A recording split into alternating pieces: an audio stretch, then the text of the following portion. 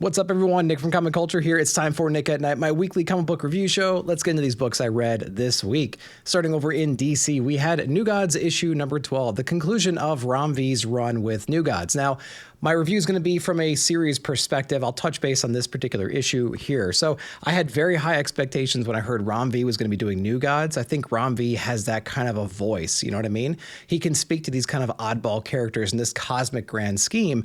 And I like the direction of, at the time of DC, going into this absolute universe. We had this dark side dilemma right now. We don't know where he is. He's influencing stuff. What is the absolute universe? We were going to hopefully get all that tied in with New Gods. At least that was my expectation.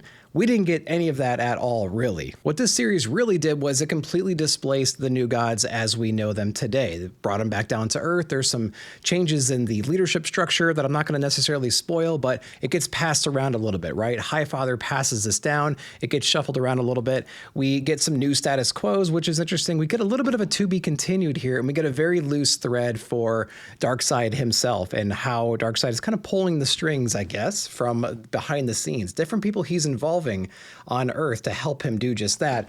We see that throughout the series, and to be honest with you, it really wasn't that effective for me. You can feel the scale of the story, I guess, right? In the beginning of this, we were kind of led to believe there's this mysterious grand army led by this unstoppable kind of ruthless barbarian kind of a character, and they're coming over and they're going to start wrecking shop. Like, that was the initial thread. It really deviated from there, and I just really didn't enjoy it. We have a prophesized child as well. That didn't really amount to a whole lot necessarily. So there was a lot of things started in the early pages of New Gods. It didn't really amount to anything for me personally, but I can't wait to hear what you guys think. Let me know down below. The next one I'm sure everyone got was Batman Deadpool issue number 1. It's DC's turn to kind of take the reins here with this collaboration. Of course, I got the Frizzen variant there, but there's a lot of other variants that were pretty cool for this one. I only got a single dip on here. Let me know if you double dip like a maniac. Which ones did you guys get? I was actually pretty excited for this one because we have Grant Morrison and Dan Mora kind of doing the opening pages. We essentially have these god, deity, universal constructs getting it on in the beginning to kind of help set the stage for what kind of an absolute mess we're going to have with the story.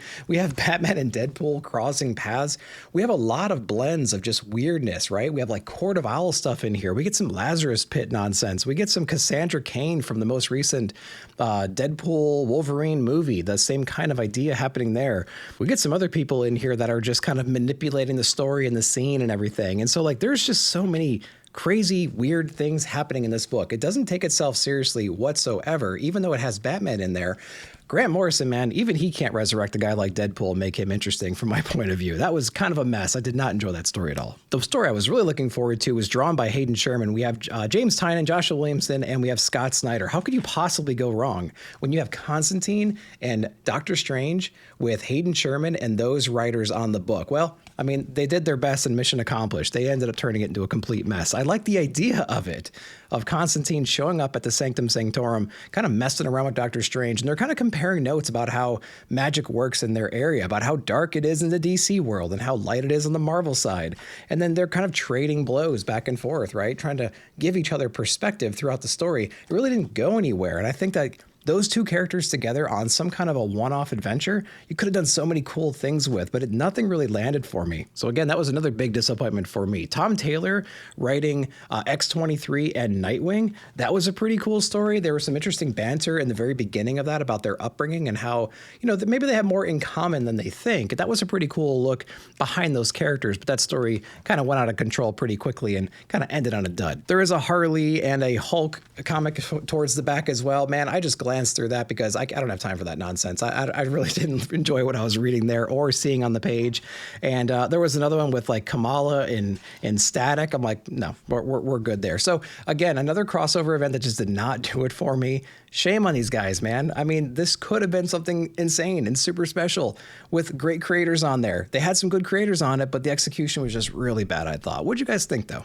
Let's go over to Marvel next. We have the Ultimates issue number 18, Dennis Camp on this one. So this is a giant PSA from Tony Stark across the world, man. He's interrupting all the broadcasts, and he is throwing out the Ultimate Initiative message to everybody out there. He's kind of updating people on the status quo, who they really are, how they've been misrepresented inside of the news, inside of the media, things like that. And they're also trying to pull together more resources to take on the coming threat that is inevitably going to be showing up any moment now, because we've been thrown a little bit into the future. I'm excited to see that overall battle here very soon. So, I mean, this issue does do a couple things. It really level sets with everything. If you haven't caught up on all the issues just yet, it kind of touches base with all the different main factions in the Ultimates in general. We showcase a lot of characters we haven't seen before or haven't seen in quite some time. And we get the idea of like where we're supposed to go. We're going to build up this global army to take on the forces that be, take on the council, and take on the Maker when he cracks out of his shell.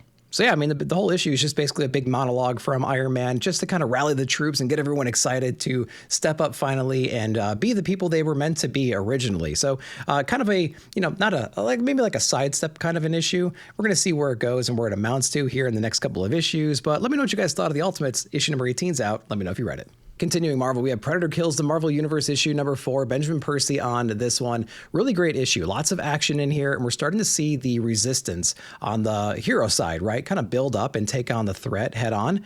That was really cool. We like to see Wolverine throwing out some claws, taking on some Predators. That was awesome. We get some Spider-Man action in here, and we're pulling in more resources, man. We're going to bring in Black Panther as well to combat this army. They're on to Kraven at this point. They understand how this global attack was orchestrated, and so now we get to see what they're going to do about it. If you remember in issue number 1, we had Sue Storm surviving the initial attack. Everybody else on her team was taken out. We get caught back up with her and see what kind of a situation she is in.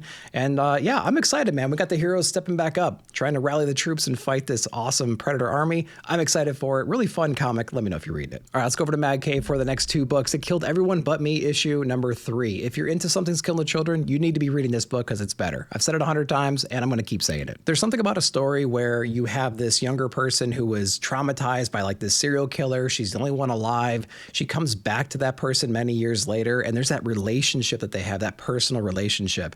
The demon in this situation really exploits that, as you often see in these types of stories. We have this third party that's part of that conversation, trying to help her get some information from this demon about another demon that's committing very similar crimes on somebody else, trying to save that person, right? Tap into this demon's knowledge. He's kind of trying to help him with this investigation. So that's a really cool element to have that third party in there. And he really does step up during certain parts of this book and kind of really impressed me, to be honest with you, face to face with this demon that has impossible abilities and things like that. It was really cool to see him step up in that kind of a way. So again, I think the most resonating part about this entire story so far is she's going back to her demons and having to reface them and whatever that means to help save the next person. So it's a really cool idea. We've seen it 100 times, but it's played out really well inside this story. So if you like that kind of thing, check this book out if you haven't yet. Next up from Mad Cave, we have Racer X number 3. I love this universe that they're building right now. We have Mark Russell on this one. We have David Pepose over on Speed Racer proper, but the 2 books bounce off each other very, very well. We have Speed Racer dealing with him in general and like his motives and ideas. It's like a Happy Gilmore situation. He's got a family member in need, in this case, his father. He needs to raise money really quickly. He joins all these races, but everyone's out to kill him, right? And so he's having to try to win the day and survive doing that. Racer X, the mysterious person, still kind of in the background, for some reason helping Speed Racer all the time. In Racer X, you get a lot of that inner monologue, a lot of that rationale as to why he's doing the things he's doing. And it's cool to have 2 different titles bouncing back and forth like that, because you can read the one and then you can read the other, you as the reader having that omnipresent experience. And that's a really cool perspective to have. So I am liking the idea of bouncing back and forth in the 2 stories. Racer X does get some rest and relaxation in this issue. We get some more characters that help provide context on his backstory. And like I said before, it's cool to see him and Speed Racer team up in these battles and take on whatever goons they have to. So yeah, if you're not reading Speed Racer or Racer X, I really recommend trying those out. They're great for new readers. If you don't know anything about the franchise, don't worry about that. Jump right in. You'll be fine. Loving the book. Let me know if you're reading it. We just got done talking about David Pepose for Speed Racer, but we're also going to talk about him over on Space Ghost, Dynamite Comics issue number 5. Love Space Ghost. We had a 2-issue break taking on basically the Kree-Skrull War here. We have like these crystalline monsters facing these shark people.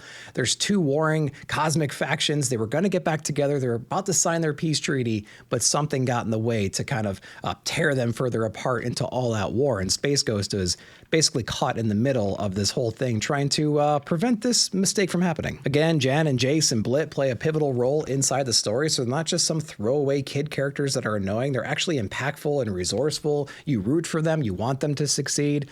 Lots of great high energy, lots of drama in here. And it's a great paced 2-issue story arc, which is, incredible to do inside of just a regular ongoing series in general, man. We are on issue number 5.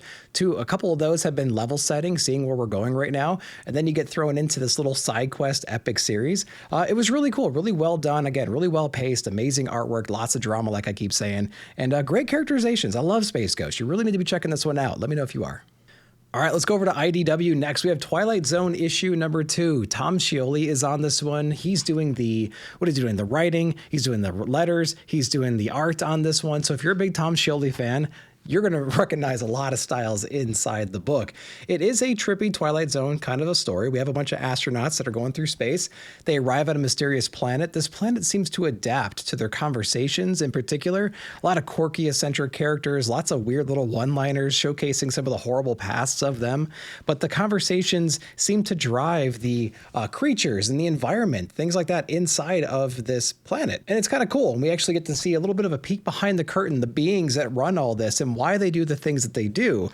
And they offer them basically an ultimatum that some of them take advantage of and some of them are a little bit hesitant too. A lot of cool philosophical debates inside of here as to like this matrix kind of a question that this being asks them towards the end. Do you want to live in the dream world? Do you want to go back home kind of a situation? It was really neat. If you're into those like 1950 Jack Kirby inspired little space operas, really recommend checking out Tom Scioli's work, just in general, but you can also check out this one to get a little bit of a taste of his style, his writing, his satire, his art. Really, really great guy. Cool story. Twilight Zone issue number 2 is out. Let me know if you read it. All right, let's close things out over in Image. We have Simon Kudranski on No Man's Land. We have issue number 3 out. Man, this issue blew my mind. Love this one. How many times can I say I love the cinematic approach? I love the shadows and I love the environments and I love just the characterizations. I feel like I'm a broken record every time I say this. The mood that this book puts you in. It's a spy thriller kind of a book. You have warring countries right now, a really delicate state. You have all these locals that don't quite trust everybody. A lot of legends, things like that all thrown into the mix. There's like a spiritual element in here too, a religious iconography scattered all around here. We still have this mysterious killer out there.